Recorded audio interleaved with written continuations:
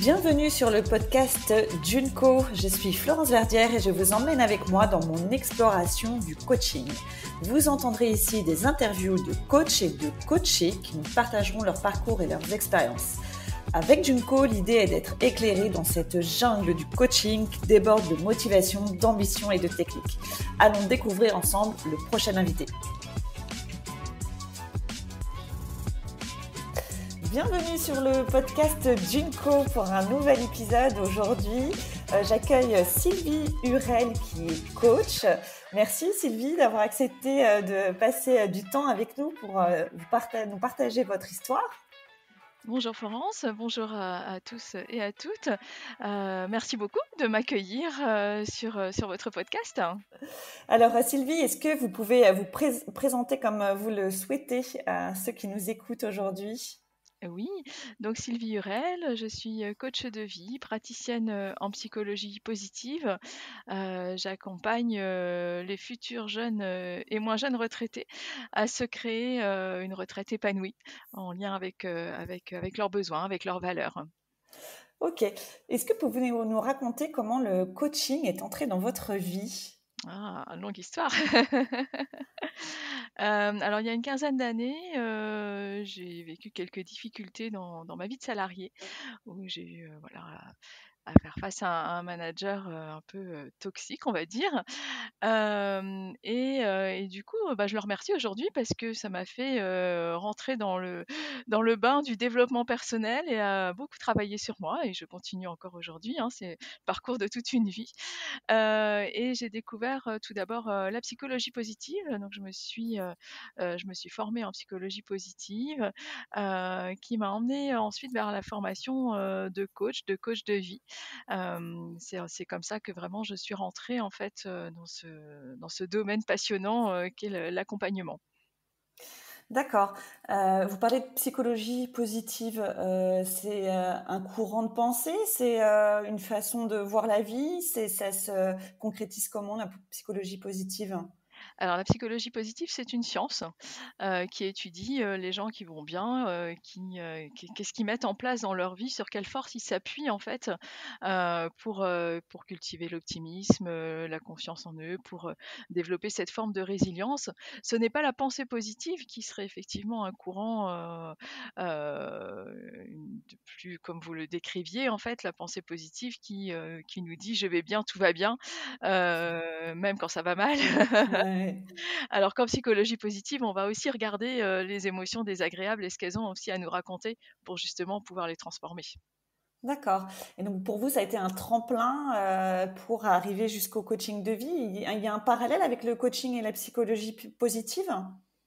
Oui, ça a été vraiment un tremplin, ça a été, il y a un parallèle bien sûr, c'est très complémentaire, parce que, c'est en fait, en coaching, on s'appuie, sur plein d'outils en fait. Chaque coach va aller chercher les outils, qui lui correspondent, qui lui parlent le plus, qui en général l'ont d'abord aidé lui, elle, avant de pouvoir le transmettre. Enfin, personnellement, c'est mon cas en fait, je pour pouvoir transmettre quelque chose, j'ai besoin de l'avoir moi-même intégré et de l'avoir moi-même expérimenté. Heu et c'est comme ça que je trouve du sens aussi, à transmettre, tous ces fabuleux outils. Est-ce que vous pouvez nous expliquer quelles sont les offres que vous proposez en tant que coach ? Oui, alors je propose des accompagnements individuels, mais aussi des accompagnements en groupe, par le biais d'ateliers. J'ai créé les ateliers bonheur et retraite, donc des ateliers, où je mets la psychologie positive justement au service, d'une retraite épanouie, où tous les mois on va, se rencontrer autour d'un thème de psychologie positive, où moi j'apporte bien sûr un peu de théorie, où il y a beaucoup d'échanges, de partage, de liens qui se créent, et aussi la transmission d'outils pratico-pratiques pour ensuite, comment je mets, du positif dans mon quotidien et on en a clairement besoin, vu le côté anxiogène de l'actualité et de ce qui nous entoure.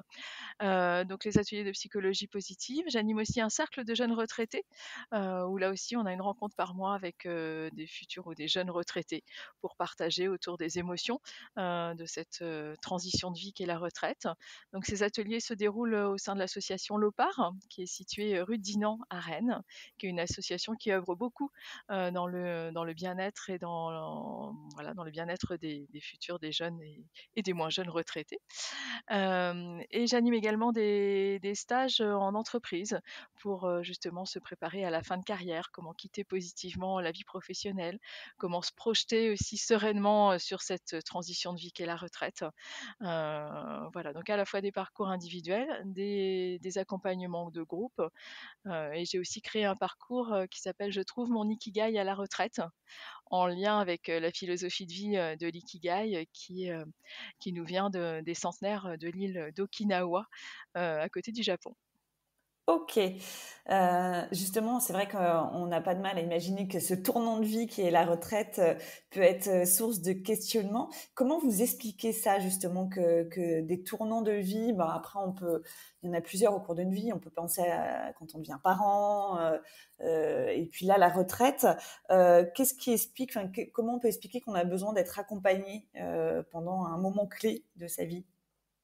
Oui, c'est vrai, hein, c'est assez nouveau ce besoin d'accompagnement, ou en tout cas d'en parler parce que, ce qui m'a amenée aussi vers ce métier, c'est que j'ai repensé à ma maman qui au moment de tomber à la retraite en fait, parce qu'elle disait vraiment: «Je suis tombée à la retraite», l'a vécu difficilement. Elle s'est retrouvée seule face à ses émotions, désagréables et face à ce chamboulement de vie qu'elle n'avait pas du tout anticipé et vraiment elle n'avait pas du tout pensé à l'après-travail. Et donc, c'est assez nouveau, ben, ça part du courant de développement personnel aussi, hein, qui est quand même assez récent aussi malgré tout, hein. Il y a 50 ans, on ne se posait pas autant de questions entre guillemets ou en tout cas on prenait pas le temps de faire des pauses pour justement, parler de ses émotions, parler de ses ressentis, voir comment on pouvait trouver du sens dans chacune des étapes de nos vies et cetera. Donc c'est vraiment, tout ça en fait, qui est assez novateur. Mmh. Donc on voit aussi quelle place finalement prend le travail dans la vie d'une personne pour avoir besoin d'un temps justement comme ça de recul pour pouvoir s'en détacher, enfin, pour pouvoir imaginer sa vie finalement sans travail. Oui, voilà, pour, pouvoir imaginer que on peut trouver dans d'autres domaines de vie, ce qu'on trouvait dans le travail.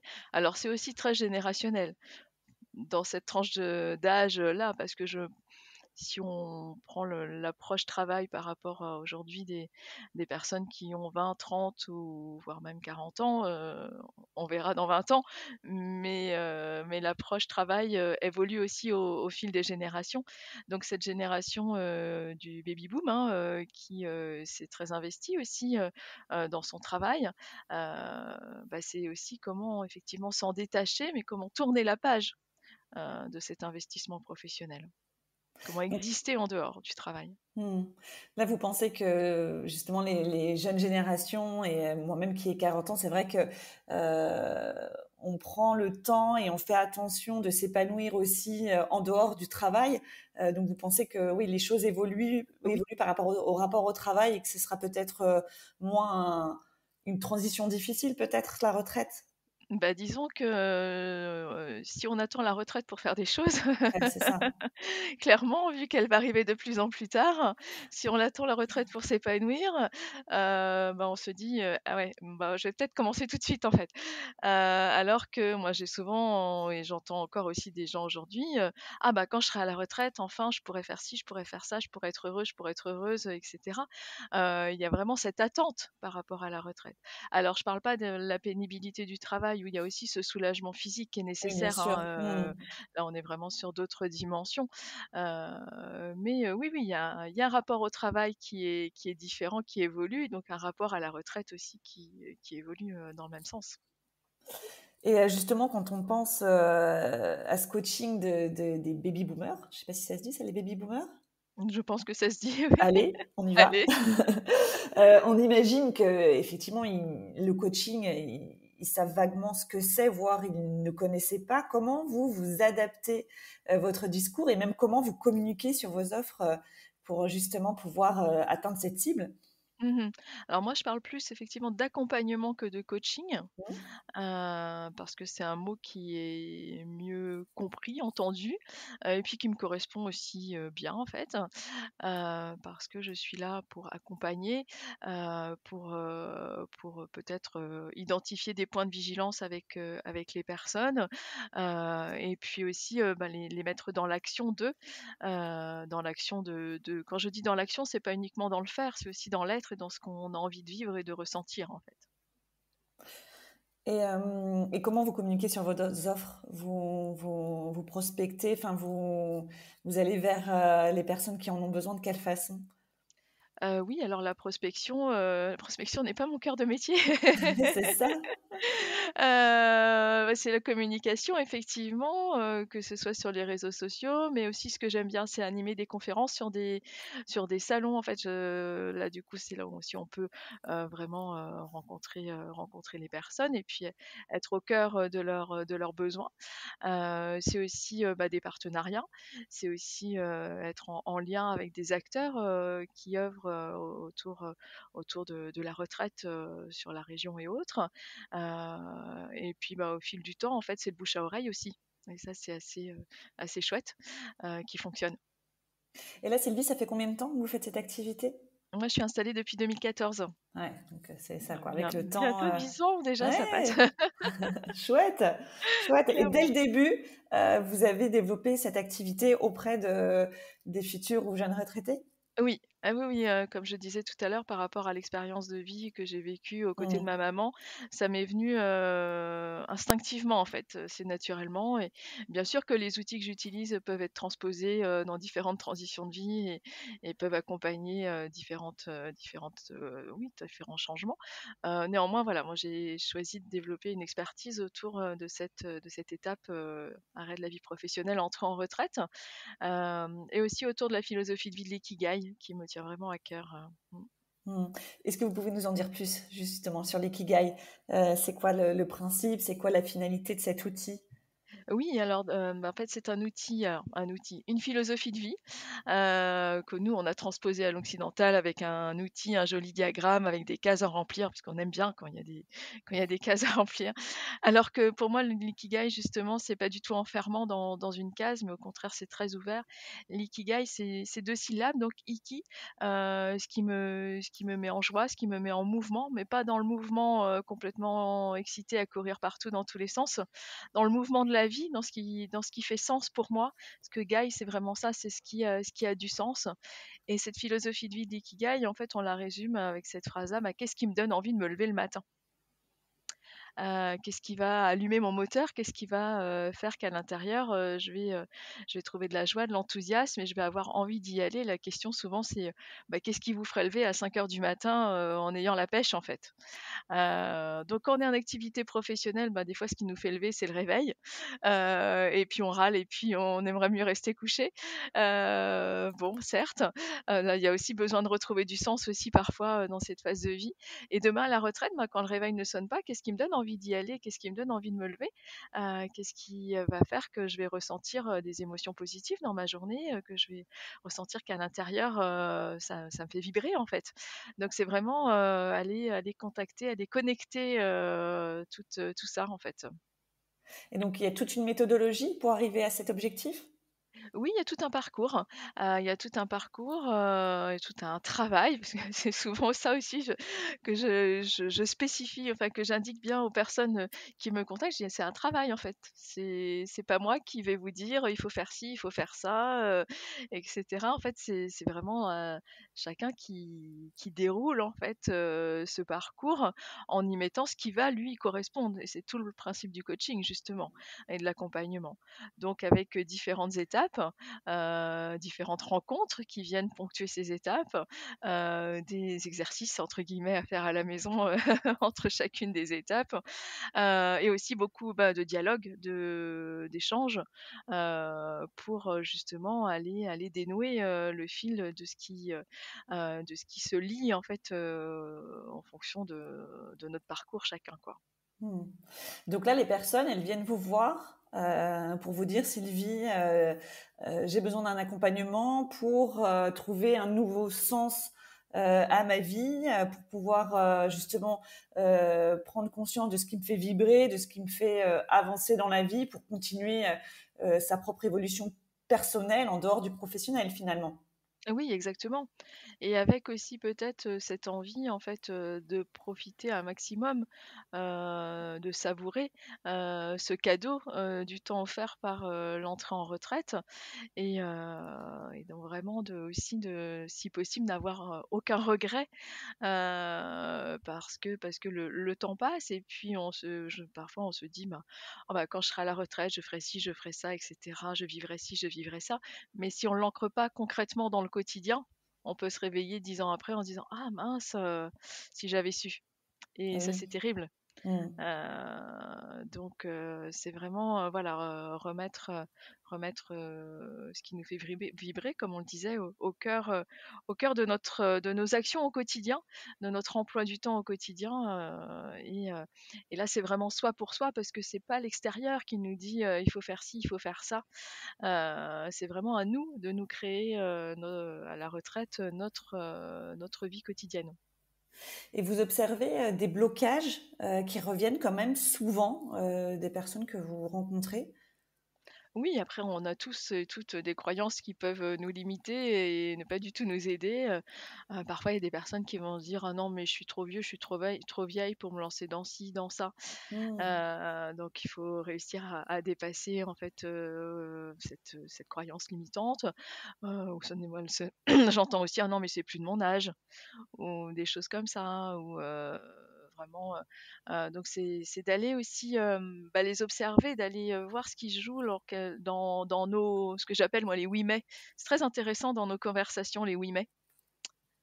«Ah tu pourrais faire ci, je pourrais faire ça. Ah oui mais» et puis là on déroule déjà tous les obstacles on n'a pas encore commencé à franchir, aucune étape, mais on a déjà bien identifié tous les obstacles et d'aller écouter ces peurs, ce qu'elles ont à nous raconter, pour après, bah, justement, pouvoir, les transformer et puis vivre dans ce qui nous fait vibrer encore une fois.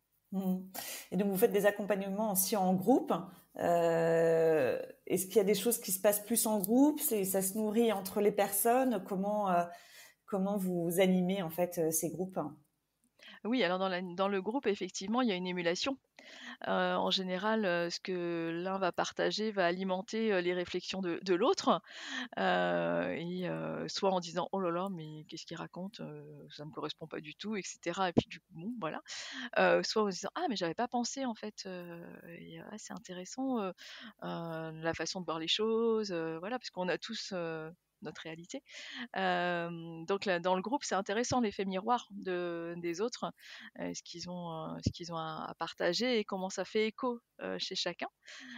Donc ça crée vraiment cette émulation et parfois, ben, du coup, pour aller plus en profondeur sur un sujet, l'individuel va être ainsi intéressant parce que c'est pas toujours simple, de partager en groupe, quelque chose, qui est l'ordre de plus intime, en fait. Mm. Et puis tout dépend des tempéraments. Voilà, parfois la difficulté au sein du groupe, c'est de pouvoir donner la parole à tout le monde justement. Il y a ceux qui vont la prendre sans qu'on sans qu'on les sollicite et il y a ceux, bah, qui ont besoin aussi, qu'on leur donne la parole en fait, voilà. Et je Donc me il y a posais la aussi tout un question jeu intéressant. justement par rapport à ces accompagnements de groupe de façon générale par rapport au coaching. J'imagine que les gens doivent peut-être pas avancer de la même manière, enfin aussi rapidement les uns que les autres entre guillemets. Alors comment vous gérez ça, ces évolutions différentes et de pouvoir justement accompagner tout le monde, mais avec des rythmes différents? Ah oui, oui, c'est tout l'enjeu. Après, chacun part de là où il est et chacun va faire les prises de conscience qu'il va faire au moment où il est prêt à les faire. Hmm. Donc Faut suivre le flow, c'est quoi. voilà, voilà, c'est Ouais, exactement ça. ouais. Moi, c'est suivre le flow, m'adapter en fait et vraiment, j'arrive pas alors bien sûr, j'arrive avec un cadre, mais mon cadre, il évolue tout le temps. C'est en lien avec les Mm, personnes que j'ai en face de moi, en fait. mm, mm. Il y a combien Pour de moi, ça personnes généralement dans un groupe? Alors sur les groupes de cercle de jeunes retraités, c'est huit personnes, huit Mmh. 10 personnes max parce que Mmh. vraiment, c'est vraiment l'idée d'avoir, un Mmh. un groupe vraiment aussi, assez intime finalement. Ouais. Sur les ateliers bonheur et retraite aussi, c'est 10 personnes max. Après sur les stages que j'anime en entreprise, ça peut monter jusqu'à 12-14 personnes. Mais là, il peut y avoir une autre, problématique, c'est qu'on se retrouve entre collègues de travail parfois. Et oui. Mmh. Et donc, bah, là, il peut y avoir aussi, des réticences à partager des choses de sa vie personnelle. Donc là aussi, on pose un cadre, de bienveillance, de confidentialité. Et j'avoue que je suis assez heureuse de voir quand la bulle de confiance, elle se met en place, en fait. Et que finalement, on oublie tout niveau hiérarchique, tout diplôme, tout et cetera. On est vraiment en train de partager des émotions qui nous rapprochent autour d'une phase de vie qu'on va tous vivre, en fait, C'est et ça qui et est puis du unique. coup, il y aura plus d'hiérarchie à ce moment-là. Tout le monde va Exactement. se retrouver, à la Bah oui, retraite, puisque le ensemble. principe de la retraite, c'est de lâcher son statut social aussi, Ouais, ouais. donc qui est lié à l'activité professionnelle, qui peut être plus, c'est de là où c'est plus ou moins difficile de tourner la page aussi, Mmh. en lien avec ce statut social. Tout dépend de quelle dimension il représentait pour chacun. Mmh. Mais vraiment, les émotions sont partagées, quelle que Mmh. soit, la fonction qu'on a pu exercer. Mmh. Est-ce que vous avez un exemple d'une transformation ou d'un déclic, d'une prise de conscience, qu'a vécu une personne que vous avez coachée et qui vous a marqué? Oui, plusieurs m'ont marquée bien sûr, depuis 2014. Bah, justement dans un stage là, l'exemple qui me vient, je fais souvent un exercice, que je vous propose, c'est, alors il y a tout un déroulé avant, hein, il n'arrive pas comme ça brut, le premier jour à la première heure. Mais au moment de la retraite, qu'aimeriez-vous arrêter? Qu'aimeriez-vous, optimiser? Qu'aimeriez-vous faire davantage et qu'aimeriez-vous commencer? Mmh. Donc je laisse quelques temps de réflexion, et puis ça arrive comme je disais après d'autres choses, hein, c'est tout un fil. Et il y a un monsieur un jour qui m'a dit, mais qu'il avait, pas du tout imaginé qu'il pouvait commencer quelque chose au moment de la retraite. Mmh. Qu'il voyait tout ce qui allait s'arrêter et que du coup ça l'angoissait en fait, et qu'il était tellement focalisé sur, tout ce qui allait s'arrêter, et que du coup en plus avec l'avancée en âge parfois il y a aussi, un marqueur social par rapport à ça. Mmh. Et que du coup de voir que d'imaginer qu'il pouvait aussi commencer des choses, que c'était pas la vie qui s'arrêtait en fait avec la retraite, vous voyez?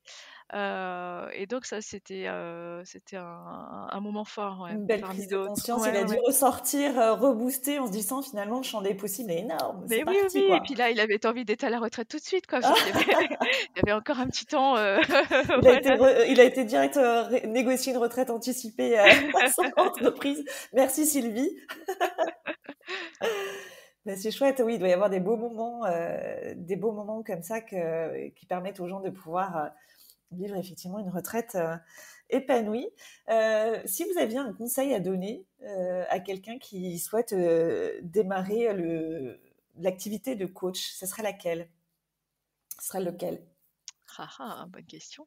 Alors déjà, il y a au-delà de tout ce qui va être outils, formation, et cetera, c'est se connecter à son cœur, en fait.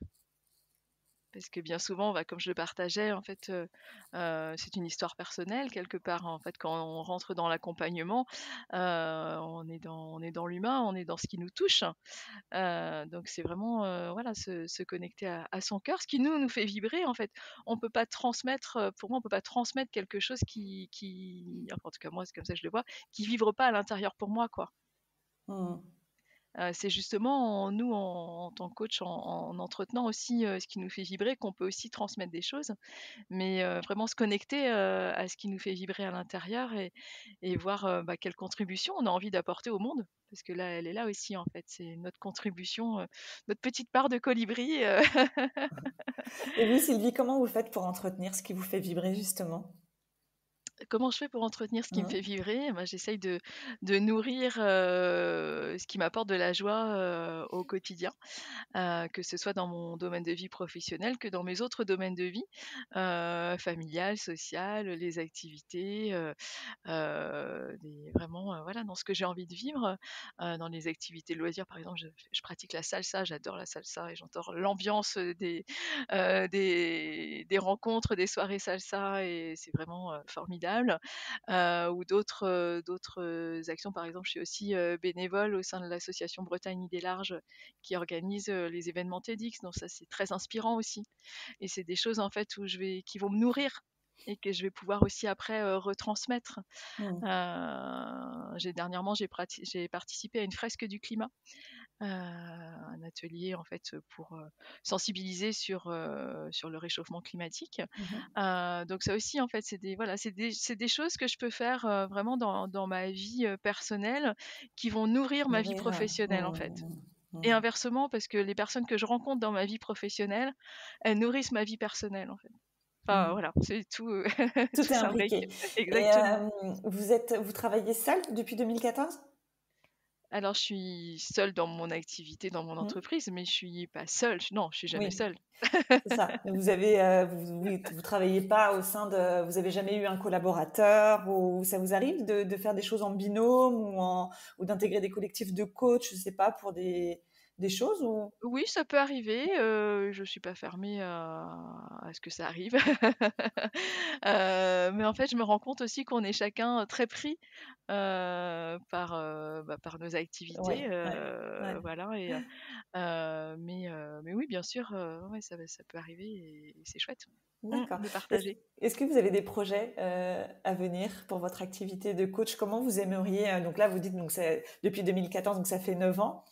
Vous vous voyez comment, coach dans 9 ans? Ça, toujours une excellente question, de la projection et de la visualisation positive, de ce qui peut se produire.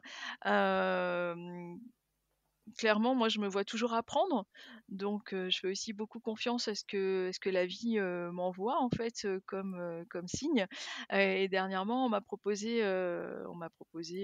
d'animer des bilans de compétences fin de carrière, mais aussi des bilans de compétences, pour l'accompagnement des personnes qui ont eu un parcours de vie, un peu, chaotique en lien avec, la maladie, le burn-out et cetera. Donc ben, chouette. Si je peux mettre, mes outils, et qui je suis, au service, oui, de ces accompagnements avec grand plaisir.